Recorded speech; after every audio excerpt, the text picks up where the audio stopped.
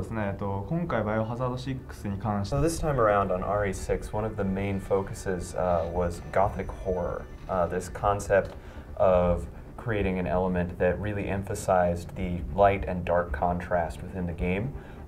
We wanted to play off those elements to really create an atmosphere of this kind of gothic horror idea and always keep that in the forefront of our minds when designing the lighting for this game.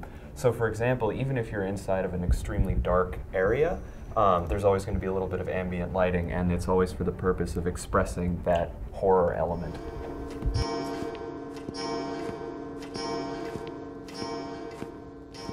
So part of this started with the director, and he wanted this very dramatic game and graphics that were going to emphasize this in every cutscene, in everything that happened in-game. And that sort of feeling and achieving that was what drove us to create the graphics for this title. And one of the ways we went about preparing ourselves to do that was using storyboards. We made a lot of images to use as reference when designing the art and environments and everything for this title. We had, it must have been several hundred images prepared just for this game, and we used those as a base so we would always have an idea of what we were trying to create so that we could achieve the director's vision of this very dramatic in-game expression. We're still using some of the processes that we utilized on Resident Evil 5, some of the same capital and equipment, but one of the things that we're doing differently this time around is we're not just capturing the data and turning it directly into CG. We're utilizing previs techniques far more extensively. Part of that is that when we prepare a cutscene, we actually start with an actual shoot, and we record live actors on a soundstage, and we take that footage and then we check to see if the quality is there, if the performance is there, if that's going to work as an in-game cutscene. And once we've decided that it's up to par, then we take that data, and convert it into the CG that you see in the game.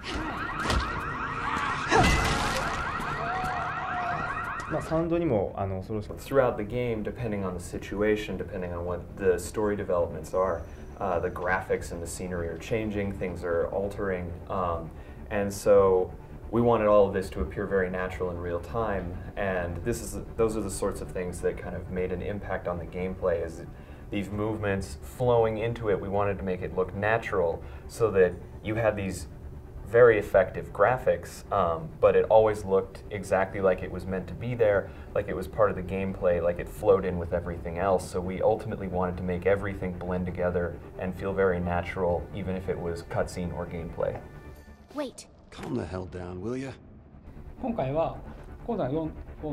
So on 6, there are a lot of unique aspects to every single campaign.